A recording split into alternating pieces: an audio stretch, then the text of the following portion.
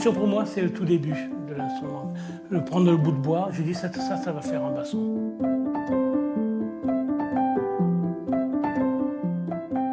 C'est vrai que c'est du rêve. Les gens ont envie de réaliser, de travailler avec leurs mains et de voir un petit peu ce qu'ils peuvent réaliser.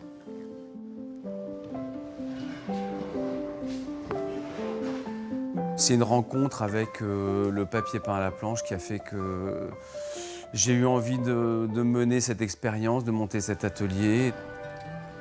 Derrière cette façade d'une arrière-cour de tour, tout un monde imaginaire. Celui, coloré et onirique, qui habille nos murs. Du coup, Simon, tiens, viens voir. Bon, on va être sur un noir-noir. Hein. À l'atelier d'Ophar, on crée des papiers peints d'exception.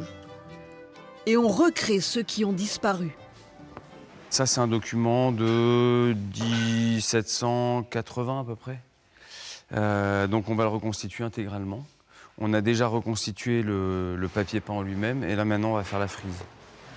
Il y a 20 ans que François-Xavier Richard a créé l'atelier, sans être du milieu. Un pari fou pour le jeune homme qui s'est plongé dans l'étude de techniques ancestrales. Ici, on n'utilise pas d'encre, mais une matière très spéciale pour retrouver le grain des couleurs d'autrefois.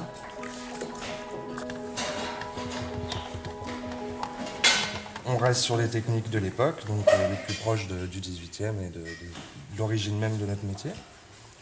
Et donc c'est des pigments naturellement issus d'oxydation de métal, pour la plupart, et puis de minéraux, donc des ocres, des terres, des choses comme ça. C'est cette peinture d'un noir profond qui va être apposée selon des gestes ancestraux sur ce papier de 120 grammes d'épaisseur. Ça peut paraître assez rudimentaire comme technique, mais on est d'une précision redoutable.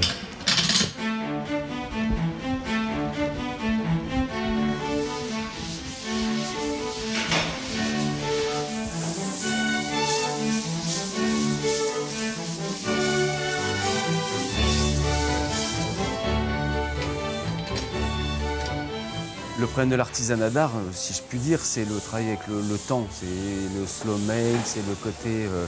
on ne peut pas aller plus vite que la musique et il y a l'apprentissage qui se fait beaucoup par la pratique, c'est pas juste de la théorie. Et du coup, voilà, il fallait montrer avec ce qu'on était capable de faire qu'on pouvait prétendre être ce qu'on appelle un artisan d'art. Un pied dans le passé, l'autre dans la modernité. Les formes en bois ont été remplacées par une matière en résine et la presse, en bois également, par un système ultramoderne. Reste la superposition des impressions, parfois plus d'une vingtaine, pour un seul papier. Je tamponne délicatement. Le tamponnage aussi, c'est très important. Je viens placer ma planche sur le papier. Je presse une fois. Et voilà, et je recommence. 11 impressions différentes seront nécessaires pour ce papier destiné au musée de Philadelphie. Chaque réalisation est unique pour des destinations aux quatre coins du monde. Palais, châteaux, demeures prestigieuses, rien n'est trop beau. On a ici la pharmacie Santa Maria Novella, c'est un de nos petits chouchous, celui-là, parce que c'est un super projet. Ça, c'était l'hôtel Jacobsen, un des plus anciens documents de papier peint qu'on ait ici, 1780 à peu près. Et ça, c'est vraiment à l'image du papier peint, naïf, décalé, bizarre. François-Xavier Richard imagine aussi ses propres décors, abolissant les frontières entre l'artisanat, l'art et le design. Je pense qu'il y a beaucoup d'artisans d'art qui brouillent ces frontières et qui ont la capacité à justement gommer ces frontières qui en fait pour moi sont un frein. Et ce sont des frontières qui sont un peu franco-françaises. Elles ne sont pas que franco-françaises, mais on n'a pas les mêmes phénomènes, par exemple au Japon ou aux États-Unis, où être un artiste, c'est pas être un artiste dans un secteur bien précis. On n'a pas de pédigré à montrer avant de pouvoir être considéré comme un artiste.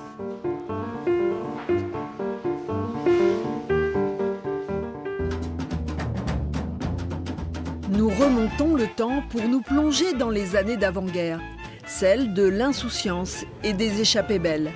Ces années où les automobiles étaient encore fabriquées à la main, comme ici, chez Auto Classique Touraine.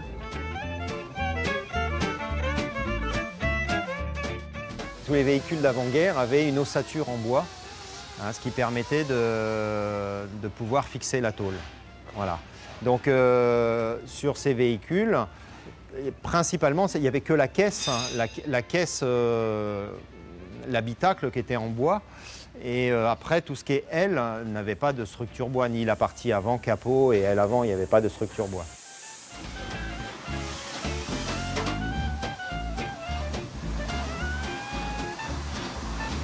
J'ai une formation de menuisier ébéniste, mais avec un brevet professionnel et un brevet de maîtrise. On m'a appris à dessiner des escaliers en colimaçon, donc, qui ont la même technique que ces voitures-là, et j'ai transposé la menuiserie à l'automobile.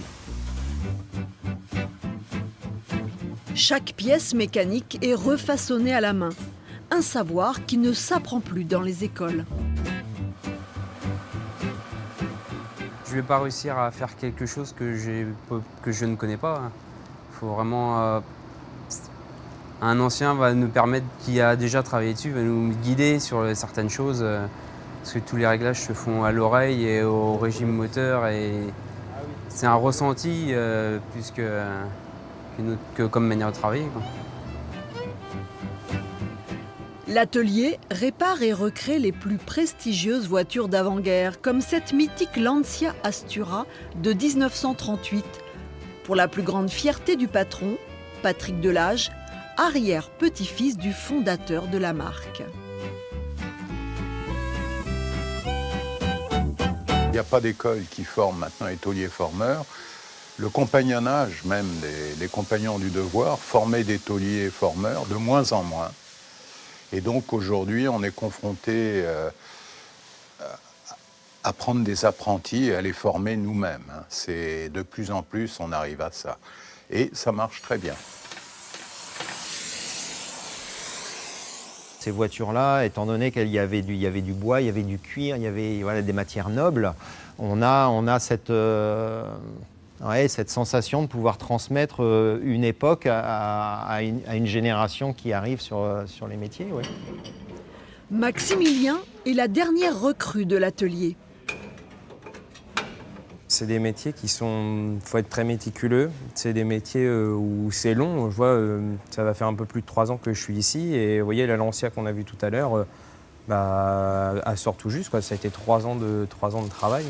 Donc il y a pas, c'est toute une équipe qui travaille dessus. Mais bon, dessus, moi j'ai peut-être passé, je sais pas, peut-être plus de 1000 ou 1500 heures, quoi. Donc c'est vrai qu'il faut vraiment aimer ce qu'on fait, quoi, et aimer le travail pour aller jusqu'au bout, quoi, et pas abandonner.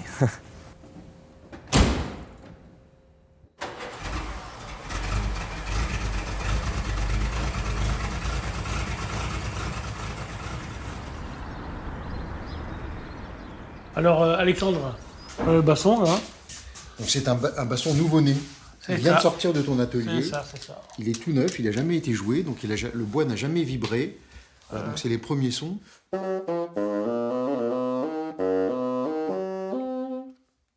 Le musicien joue avec son corps, donc il faut que l'instrument soit à l'image de son corps, donc il le façonne un peu. Mais là, sur cet outil, il peut travailler, le musicien. Moi, en l'occurrence. C'est mystérieux un peu. Il y a un instrument qui sonne tout de suite, qui a un beau son, l'autre qui est toujours un peu plus rêche. C'est un mystère.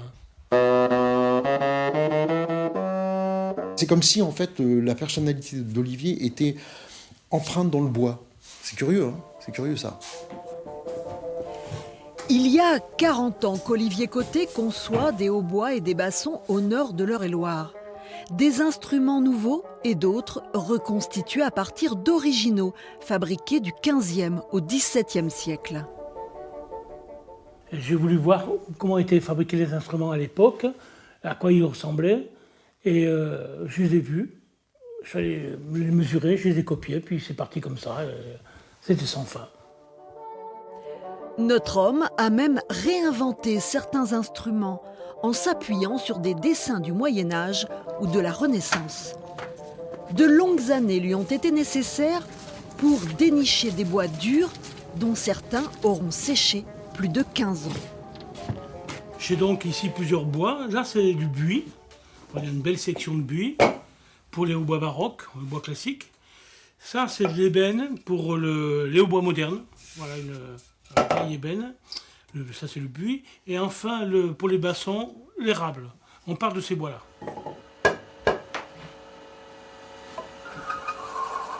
Alors là, on fabrique la petite branche d'un basson baroque. C'est la perce intérieure qui tourne là.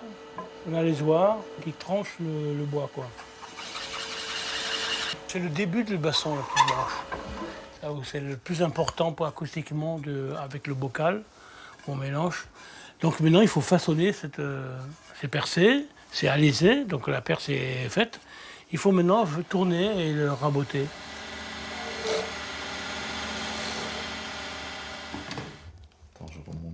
Elle est passée par-dessus, celle-là. Mais t'as qu'à démonter celle-là, non? Ouais. C'est plus simple. Aujourd'hui, le maître s'attache à transmettre ses savoirs. En fait, on s'inscrit dans une culture, dans une tradition de savoir-faire et de gestes qu'il faut apprendre et qu'il faut pratiquer. Chaque mois, Olivier Côté se rend à la Sorbonne pour les répétitions du Sorbonne Scholars, un ensemble formé par des passionnés de musique renaissance et baroque. Plusieurs instruments sortent de son atelier.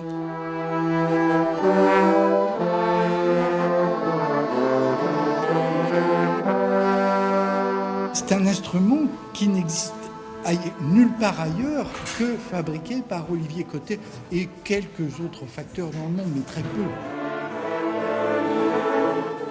Le plaisir, il est énorme parce qu'ils avaient que des copains, des copines qui sont des luthiers aussi comme moi. Il y a des copines luthières, des amis, quoi. Alors jouer, faire de la musique ensemble entre amis, c'est rien de mieux, quoi. C'est le jeudi du basson, c'est Léonard de Vinci du basson ancien et sans doute moderne aussi, et que c'est un merveilleux ami et musicien. Recréer l'atmosphère des fêtes de la Renaissance, évoquer les décors muraux d'autrefois ou refaire vrombir les voitures d'avant-guerre, autant de savoirs perpétués et conservés pour continuer à faire vivre notre patrimoine.